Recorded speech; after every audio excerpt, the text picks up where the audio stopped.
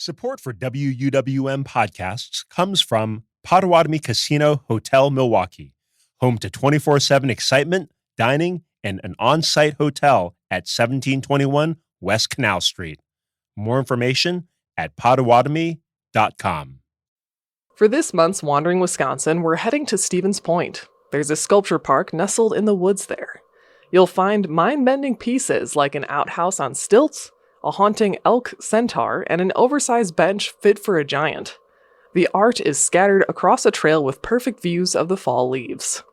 To share more about the Stevens Point Sculpture Park, Lake Effect's Becky Mortensen is joined by Park Board member Kiba Freeman and Travel Wisconsin's Amanda Weibel. It is a beautiful time for a walk through the woods in Wisconsin as the leaves are changing color. And if you travel to Stevens Point, there's a trail you can walk there that provides something extra to take in. Kiba, can you begin by just describing the Stevens Point Sculpture Park? Sure. Sculpture Park is fantastic, not even exaggerating. It's a nice nature trail. It's like 30 acres, but the trail itself isn't super long. And it's filled with both natural landscape, and we've added and embedded a bunch of different sculptures from artists throughout Wisconsin, throughout the states, and even a couple from abroad. And it's kind of a rotating exhibit in a gallery. So we have certain pieces that come and go as their time elapses or as their lifespan elapses. But throughout the year, you'll have different art pieces in there, different ones that are there throughout the time that kind of change with the background, with the scenery. And there is a big range of art on this walk, as you mentioned, everything from metalwork to woodwork, even some things that kind of look like they should be part of the landscape. Could you describe maybe a couple of the featured pieces people can see in the park? Yes. So by far, some of the most popular pieces, one is a elk centaur, and it's kind of off in a marshy area of the woods, a little bit off the trail, but a lot of people find it, and depending on the time of day or what the lighting is, it can probably give you a good jump scare. But it typically garners attention online when folks find out about it. They come visit the sculpture park, they take cool photos of it and post it on the internet, and people are like, "Where's this thing located?" And so it's always kind of fun to see that whenever that kicks back in. Another one that's really popular is a giant cube that's movable. It's on a contraption that allows it to be spun, and it's three-dimensional, and a lot of folks really enjoy experience it, seeing it, but also giving it a good push to see how far they can get it to move. And you mentioned there's kind of a cycle of the pieces kind of coming and going. How often is new art added or changed in the park? The committee aims to add new art every year. Generally between 1 and 3 pieces are added every year. We do an open call to artists to submit ideas, and we offer a payment amount for the rental of the piece. And then after the rental time of that piece has elapsed, we either renew that rental, pursue a potential purchasing, or the piece can sometimes get donated to the park as well if the artist that created it was like, it's such a part of the park now. I don't want to take it with me. I don't want to move it. It should stay there. That's happened before. So typically, at least 1 to 3 new pieces are added every year. And then there are some that have been there since the inception of the park in 2009, that have been there for quite a long time. How is the art funded and the park maintained? The park is owned by the city, and it's maintained by the Parks and Rec Department of the city, and with the advice of the committee, of the Sculpture Park Committee. And funding this is a nonprofit organization. Stevens Point Sculpture Park is a nonprofit, and so all of our funding is generally grant oriented.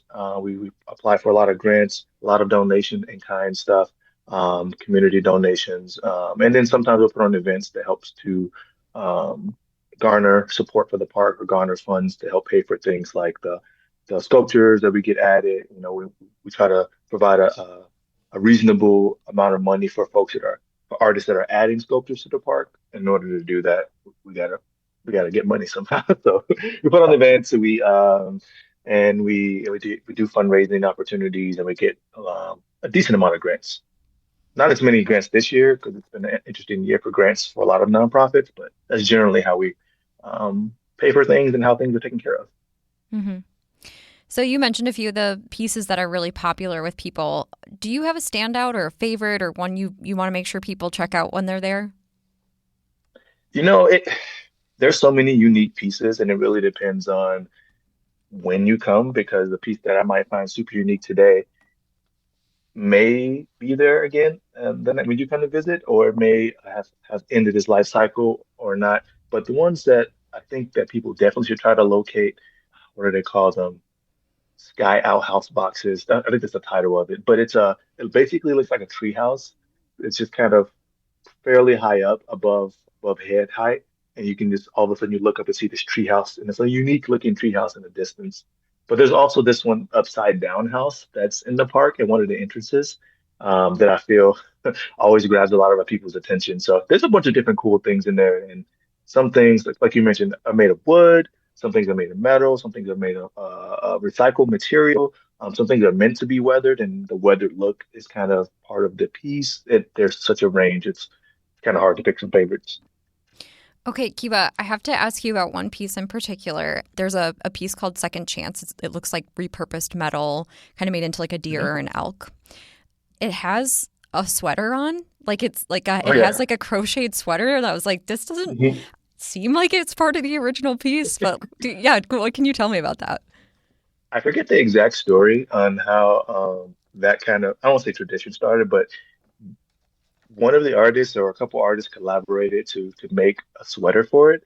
And over time, those things wear because it's Wisconsin and we have all the seasons. And someone's taken up the mantle to continue to make sure that sweater is either redone or a scarf is added. And so it's kind of a I want to say a little guerrilla warfare added art, but like it's some art that a couple community members are continue to add to that piece in relation with the artist to make sure it was like okay to do. But it was just kind of a fun thing originally that someone is continuing to do. It is kind of a cool little addition to that piece. Okay, I love that. Mystery solved. There's somebody coming out here and putting a sweater on this guy. That's awesome. So Yeah, thank you. absolutely. It's awesome.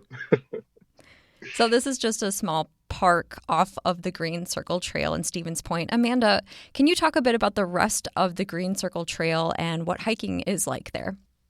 The Green Circle Trail is really a labor of love from the entire community.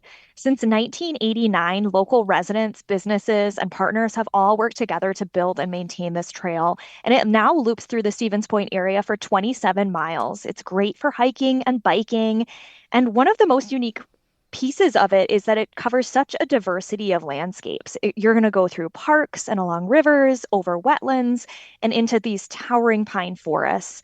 One standout spot to check out along the trail is the Schmeekley Reserve. It has these beautiful boardwalks and accessible paths looping around a small lake, and people have been known to see deer just calmly grazing a few feet off the path here. And as I mentioned, this is a great time to be outdoors. What else might people want to check out on a visit to the Stevens Point area where they can enjoy those fall colors?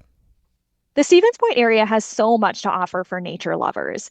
The Wisconsin, Plover, and Tomorrow rivers all flow through the area, and these are really ideal destinations to get in some fall paddling before the season ends. The fall colors look so gorgeous when they reflect off of the water's surface, so it's really a fun time to be out on the water. Another option to take in the colors is Standing Rocks County Park. This is a really popular destination for mountain biking. They have 13 miles of single track trails and also have several disc golf courses at the park if you're looking for a more laid back way to take in the fall color.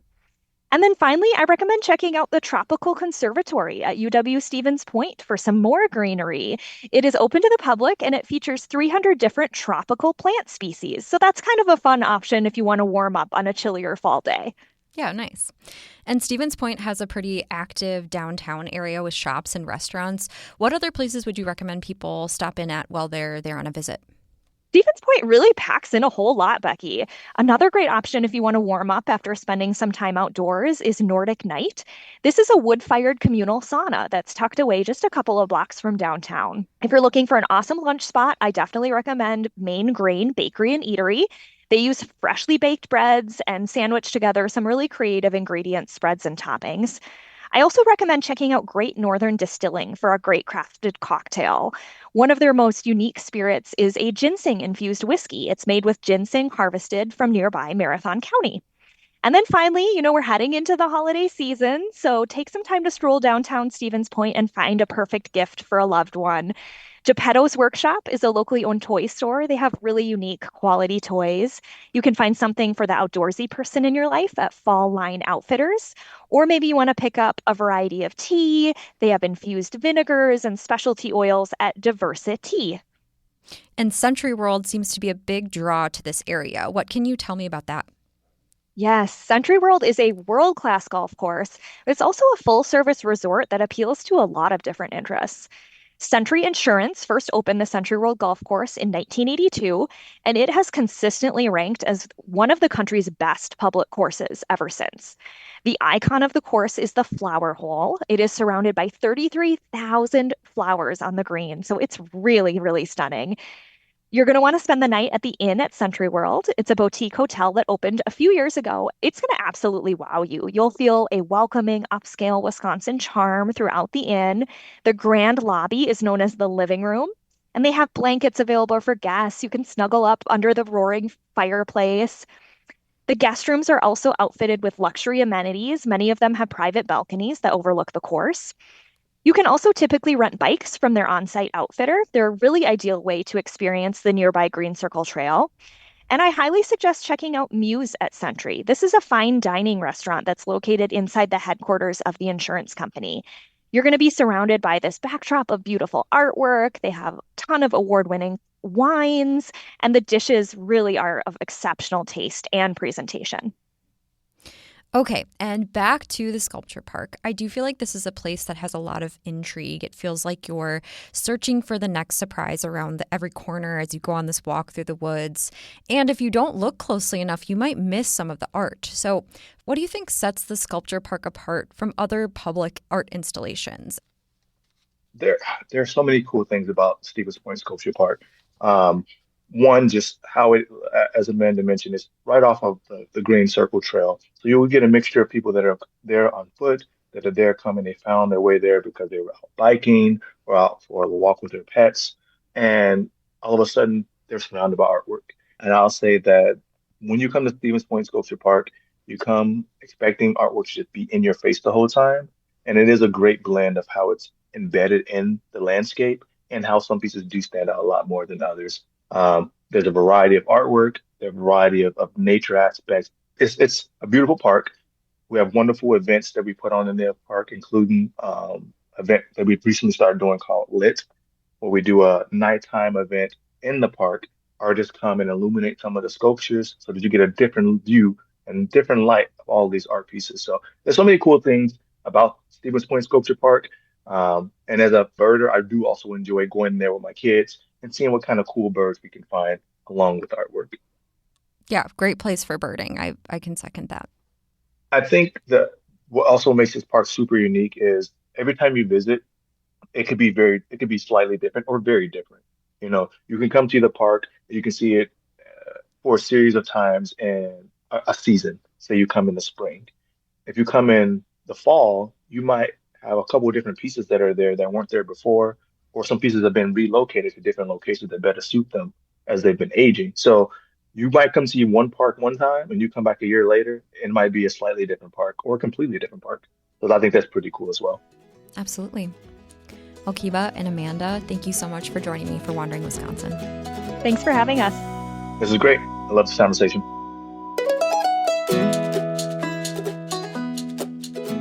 Kiva Freeman is an artist and a board member of the Stevens Point Sculpture Park.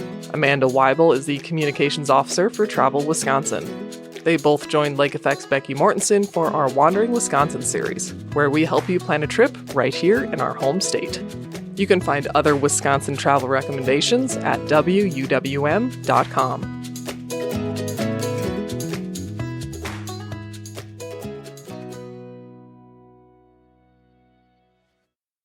Sources and methods, the crown jewels of the intelligence community.